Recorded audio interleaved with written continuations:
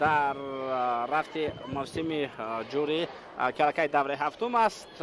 دست را به میدان میآورد و آنهایی که در هیئت ذخیره قرار دارند این فوتبالبازان هم میتوانند از امروزه این باشد هیئت دسته پنجشیر است بویر گمبیردیف چون این بازیکنان را در رقابت امروزه میدان کرده است آنها را با شما مشاهده کردید و همچنین اون فوتبالبازانی که از بین بازیکنان من بگرداند و همین طریق دوستان ارجمند بازی دسته های رگارت است و پنجشیر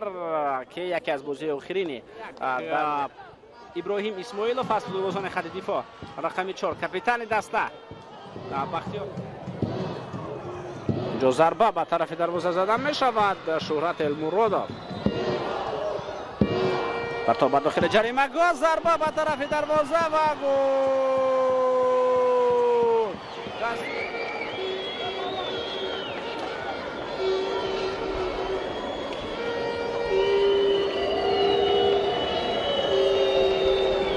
و بار دیگر در لحظه تکرار ما شما همین وضعیت را دیدیم. دسته پنجشیر است هم و ادامه دارد ارسال به داخل جریمه گاه کوشش خیلی خوب و این وضعیت بود که باید با گل انجام یافت. مرکز اینجا توپ را کی میگیرد بازیگران دسته رگارت است جانسون و پانگ پاسیو با فریمپونگ و چه وقت رخ میدهد فریمپونگ ضربه و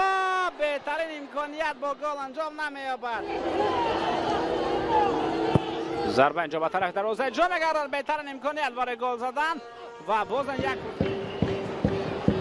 حمله نوبتی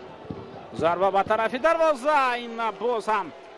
در نیمه دوم البته همون بازیگرانی که در قسم اول به میدان آمدن بازی کرده ایستادن یک حمله خیلی خوب ضربه به طرف دروازه و میبینیم که ابراهیم اسماعیلوف سیو واقعا عملی را اجرا میکند یک ضربه دیگر به طرف دروازه و وقتی خود میدهد پاس خیلی خوب به طرف شیرزاد محمدیف شیرزاد از کنار حرکت میکند بهترین بازیگر ماه اپریل ارسالیو به داخل جریمه گاه